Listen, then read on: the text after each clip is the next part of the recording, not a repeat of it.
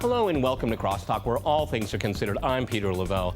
Ukraine as a state is in question. The Western Baku and Kiev started a civil war that witnessed carnage and a refugee crisis not seen since the Second World War in Europe. Today, a loose and fragile ceasefire holds. But the Ukraine we knew before is gone.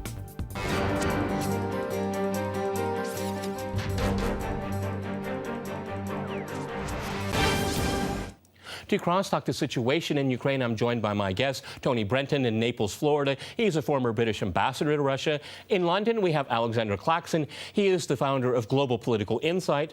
And here in Moscow, we cross to Ben Aris. He's the editor-in-chief of Business New Europe. All right, gentlemen, crosstalk rules. In effect, that means you can jump in anytime you want, and I very much encourage it.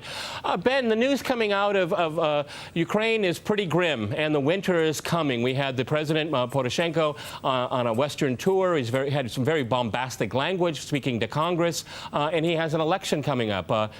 What's going to happen in Ukraine? Well, I think the first thing to say is that happily the hot phase of this conflict, the fighting, the military conflict, seems to be coming to an end, and that the ceasefire is holding, and that the armed insurrectionists and the Ukrainian army on both sides are holding their fire. So that's more than welcome. I mean, happily people are not being killed. But we're going into sort of, the cold phase, and on the one hand, we've got crucial parliamentary elections coming up in October that will finish the process of resetting the politics in Ukraine. And we had a sort of very questionable change of president, which is now being legitimized in the meantime by Poroshenko's election. However, the parliament also needs to be reset with a fresh mandate from the people, and we need to get through that, and that will determine politics going forward and the future of the country in a large way. However, on the political front, the conflict or the dispute with Russia is far from over. The whole trade regime has to be worked out. The question of what to do about gas bills and gas deliveries needs to be worked out. So I think we're going to have a very, how shall I say, dramatic autumn and winter ahead of us. Alexander, there was an agreement that came out of Minsk to end the hot phase, as Ben put it, of this conflict, but it constantly is being changed. I get the impression that the multiple sides in this conflict are all playing a game of pretend of what this ceasefire really means, but at the same time, all know what the alternative is, and they already tried it, and it didn't work. Right, and also to add to Ben's point about the upcoming elections on the 26th of October, the parliamentary elections, it's interesting to note and discuss whether these elections would actually be quite fair and would favor the whole of the country, because obviously Ukraine has basically banned the Communist Party for a start, and the Party of the Regions, the party that Viktor Yanukovych, the former president, was the leader of, has also been basically ultimately dismissed from taking part in the elections. Now, eastern part of Ukraine, the one now controlled by the rebels, is very much favor the Party of the Regions and the Communist Party. Now, if these two parties are not allowed to take part in the upcoming elections, then Ukraine is basically dividing the country even further, and basically, giving a reason to East Ukraine to create its own state, which the West is no longer able then to say that it is Russia that is creating this division. It's actually the Ukrainian politics that might be causing this. Tony, it's very interesting. Again, it's a game as if we will have this election, as Ben has pointed out and Alexander has pointed out. But will it be representative of the people of the East? They may not even participate in it. As far as we know, they're going to have their own election to vote for people to represent them. In what capacity, we really don't know yet. But it really is turning into a game of pretend, because we all know the hot conflict was the worst part of it. We don't want to go there again. But we are seeing, slowly but surely, and I will use the word, a partition of Ukraine.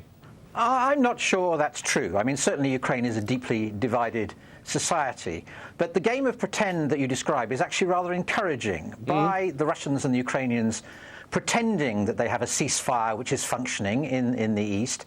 That ceasefire is becoming a reality more and more day by day, as President Poroshenko has recently observed.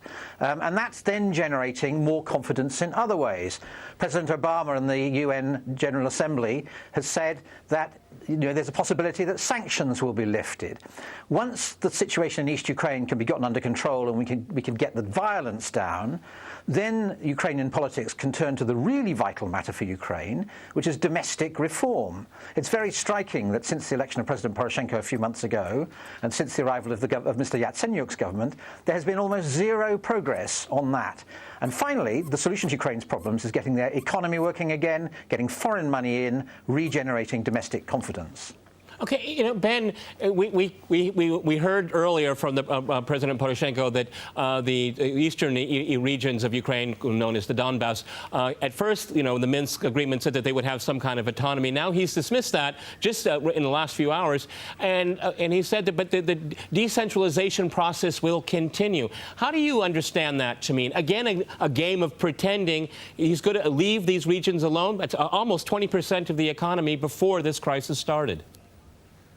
Well, it comes back to this question of division and also what Russia's pushing for in this whole conflict. And Russia's goal here is to prevent Ukraine from ever joining NATO specifically. And if it does join in the EU, then in some format where Russia's trade interests, which are significant, are respected. However, how that's organized, I mean, the Russian solution would be to federate Ukraine, and then it could do individual deals with individual regions. And Poroshenko sort of meeting that halfway with this decentralization, a word I think that was first floated by Chancellor Merkel from Germany. But to follow on from Tony's point, I think that the elections coming up where all these questions of like how the country fits together and who has what responsibility and what Kiev's role in all of this is that the irony of the conflict is that for the first time you've created amongst Ukrainians, all Ukrainians, a sense of national identity that they didn't really have before. I mean, you have to bear in mind, this country never really existed before 1991. And now it does, and they're dealing with this problem, where it was artificially crafted from, Russophiles in the east and Ukrainian nationalists and people from Polish extraction in the west, and tried to craft a country out of it. And the irony of the fighting, which has affected everybody in one way or another, is that they all believe in Ukraine as a country now and want to see that happen. And this birth of the country, which is really happening now, sort of 2 decades old, is going to be a long, difficult and painful process. But happily, I think this is why this election is going to be so important, because it's the first real test of the Ukrainian identity and people voting for that. Well, that works probably well. If I go to Alexandra in London, that probably works well for the folks in Kiev and the people that put them in power, but that's not going to go down very well in the Donbass, because just like you said, Ben, it's about national identity. They don't have a Ukrainian identity any longer, if they ever had one. Go ahead, Alexander. Sure, and I mean, we have to remember that a lot of people in eastern Ukraine naturally feel much closer to Russia than to Western Europe. And I think this is a crucial point, because I believe that in order for Ukraine to achieve some sort of prosperity and real development, there has to be some sort of neutrality in Ukraine between the European Union and Russia. And I think Moscow has also made that point quite clearly. They're happy for Ukraine to trade with the EU. They're happy for Ukraine to create new links and develop the relationship with Brussels and America.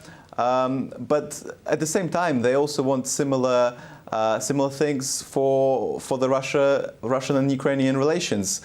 We have to remember that Russia was the biggest trade partner for Ukraine. We have to remember that 80% of Ukrainian gas comes from Russia.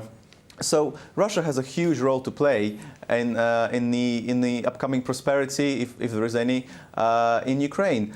And to simply back Russia away from Ukraine and make this a purely Western and Ukrainian problem will not solve it.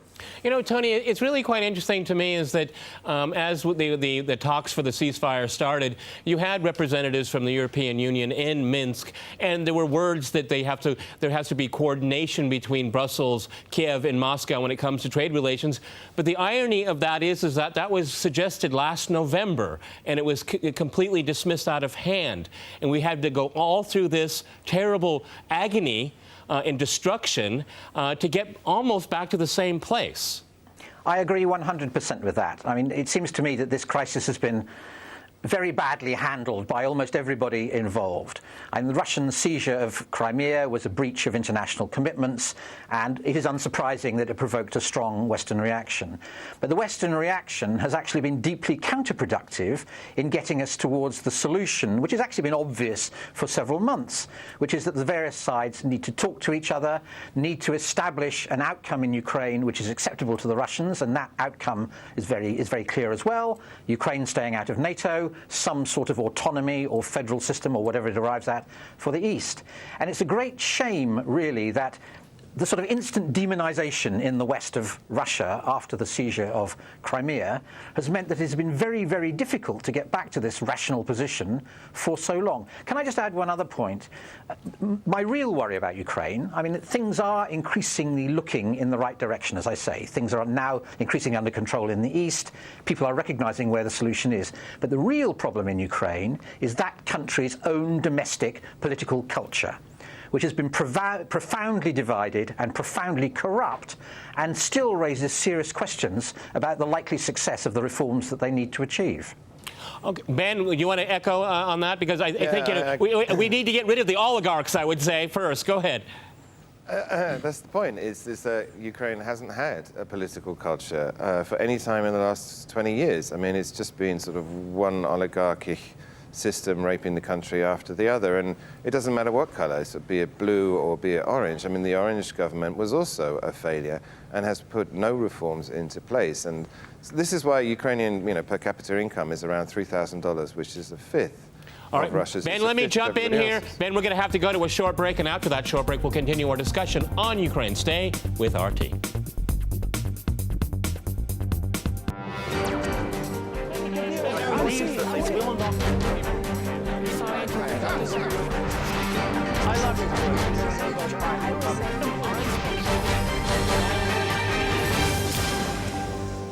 Welcome back to Crosstalk, where all things are considered. I'm Peter Lavelle. To remind you, we're discussing the recent events in Ukraine.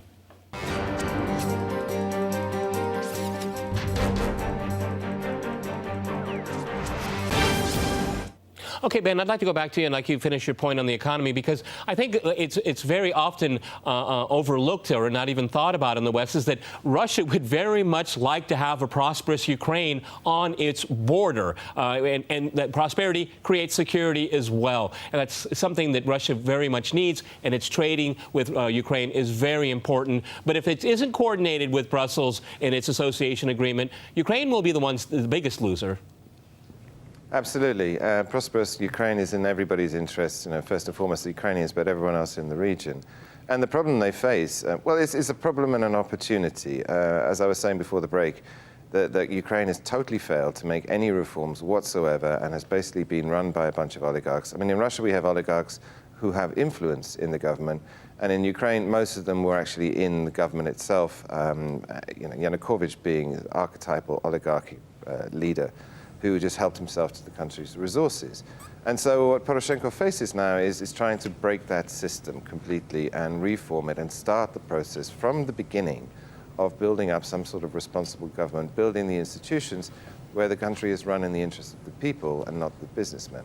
However, they seem to be off to a very bad start. I mean, as Tony alluded to, there's been, since the new government's come in, there's been no reforms at all. They're just beginning to talk about plans. And indeed, some of the oligarchs have been promoted and have actually been given entire regions to run. So this seems to be a step backwards, if you ask me, or at least it's going to make things much more difficult.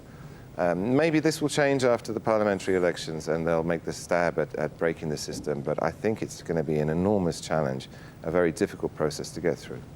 Alexander, it really is the biggest problem that they've had with the economy are the oligarchs here, but they own the political system here. Again, they control the parties, and if it's not going to be one oligarch, it's going to be another oligarch. How do you break a system like that? And on top of it, what happens if the people in the East do not participate? Because you've made the point, the Communist Party and the Party of Regions, two very important political elements of Ukrainian politics up to the crisis, is not even part of the process, really, and that's going to alienate people further in the East. Absolutely. I mean, it doesn't really matter whether you have a pro-Russian oligarch or a pro-European oligarch. I mean, as long as it's an oligarch, it's the people of Ukraine that suffer. And, sticking with the point on economy, we had Poroshenko going to the US Congress, as you mentioned at the beginning of the program. And, he asked for money, and in return, he got a standing ovation and some pocket change, really, more than anything else. I mean, they said that they give them 53 million, if I'm not mistaken. But the International Monetary Fund, the IMF, said that Ukraine at the moment requires something around $19 billion. So obviously the 53 million is, like I said, it's pocket money compared to what they need. And the European Union is also doesn't really seem to be prepared to put in the effort to get Ukraine out of the dire situation that it finds itself in. And I guess it's not really a surprise, because the EU is also struggling economically right now. Obviously, many countries have huge unemployment problems, and the standard of living is not really rising at all. And you can imagine the people living in the EU, they would get pretty angry if they saw Brussels pumping lots of money into Ukraine, whilst the citizens of the European Union continue to struggle themselves.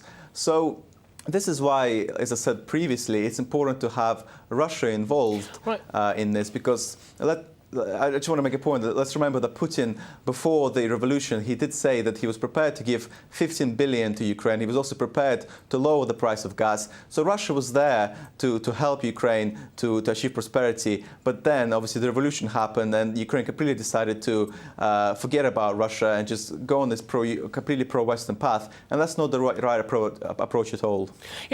Tony, it seems to me... If I may. Go ahead, because Russia's such an important player here, and it just is being demonized. It doesn't help the problem in Ukraine. Please go ahead, Tony. Yeah, no, well, what we've just heard is exactly right. What Ukraine needs is tough love, both from the West and from Russia.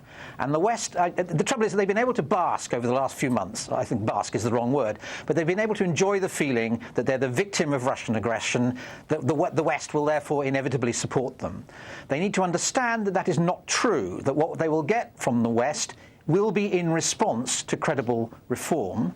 And the West and Russia should be talking amongst themselves about that, because the Russians have an important component to play, as Alexander has just said. In particular, the upcoming deal over gas supplies to Ukraine, if sorted out in the right way, will be an important sign of things getting back to normality, and will be an important sign that key players are able to cooperate in helping Ukraine to move forward. Ben, pick up on that, because I absolutely agree with that there. It may be what we need is a tit for tat here. Maybe the gas agreement will be the first breakthrough, because we're all interdependent when we look at these three major parties here, the European Union, Ukraine, and Russia here. And they have to live together. They have to work together. Can the gas agreement be the first step?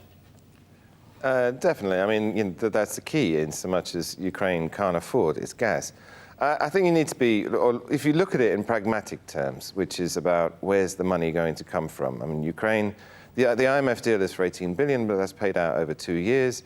And the Russians were offering 15 billion, but that was paid out over 1 year. And the estimates are actually the country needs something like 25 to 35 billion dollars just to get going again. Where's that money going to come from? And the rhetoric that's been coming out of Ukraine, Poroshenko's speech in the States particularly, was again choosing sides and calling on the West to support them. But the reality is that the European Union specifically, and the West in general, is not going to give Ukraine the money it needs. This $53 million that the US did give Poroshenko during his trip is a joke. It's a rounding error in the accounts. And it's completely in another order of magnitude of money that it needs.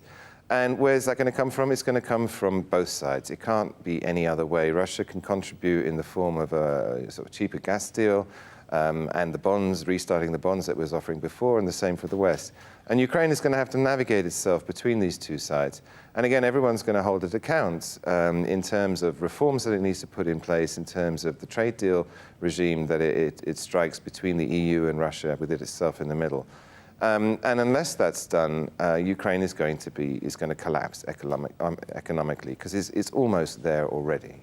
Yeah, Alexander, one of the things that is very important, Poroshenko has to look over both sides of his shoulders. He has to worry about his electorate, but he has to also worry about the people that put him, help bring about the coup in Kiev in February. And these are not the most savory characters in the world, and their ideology is quite repugnant. He's got to keep an eye on them because a lot of the military operations that were going on in the East were these militias.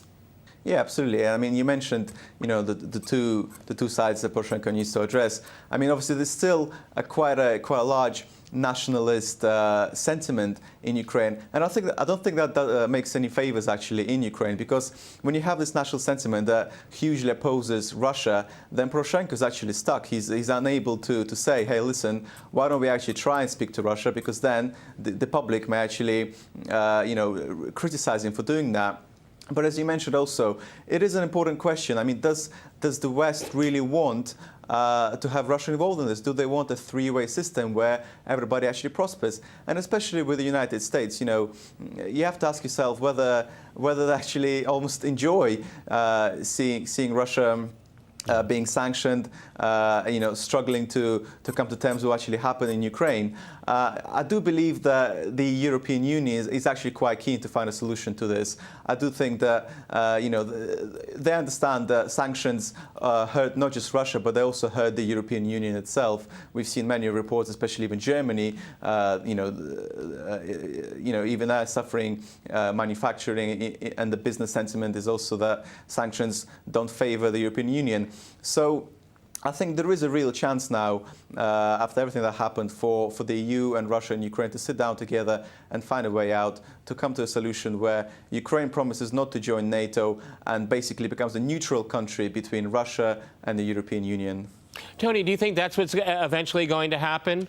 Yeah, I'm actually in the United States, and I think there's been a dose of sudden realism has caught on here since it became clear how far the Russians were willing to go at the end of August to make sure that their interests in Ukraine were taken account of. At that point, the US government suddenly woke up to the fact that Western policy, and US policy in particular on this issue, is taking us dangerously close to a confrontation between the US and Russia, which neither side wants, but also is not solving the problems of Ukraine. And it was very striking listening to President Obama in the UN General Assembly talking about conditions in which sanctions might be raised. The US has all sorts of other serious foreign policy problems on its plate, notably ISIS in Iraq and Syria. Russia is in many ways a natural helper of the United States and the coalition there. Russia is close to the Syrian government, so could make that more helpful. Russia has its own problems with Islamic extremism. The fact that there's no cooperation at the moment on these issues is a sign of the other issues in the world that are suffering because of the confrontation that we've gotten into over Ukraine. That said, I mean, there's sort of an instinctive anti-Russianism here, which would have to be overcome. But I think things are gradually moving in the right direction. Okay, Ben, I'm going to give you the last word. Can it be overcome? Because so many things have been said and done over the last few months, the sour relations between the West and Russia, particularly with the United States. Yes, I think it has to be overcome, doesn't it? I mean, the whole of Europe is suffering from this, and ultimately, at the end of the day, the people who are actually in the game, making the difference on the West side is the European Union, led by Germany, and the Americans have, at the end of the day, almost no strategic or economic interests in Ukraine specifically, and Eastern Europe in general, whereas Europe is heavily committed in terms of investment and trade and the money flowing out, and they need a solution because everybody needs to get back to work. The European Union's economic recovery is starting to splutter, and that's a part of driven by all of this fracas going on. It's distracting everybody.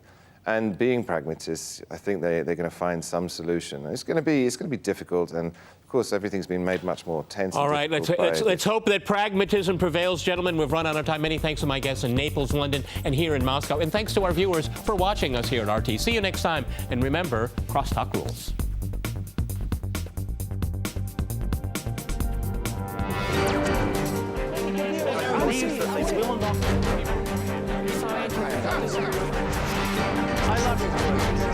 I love you.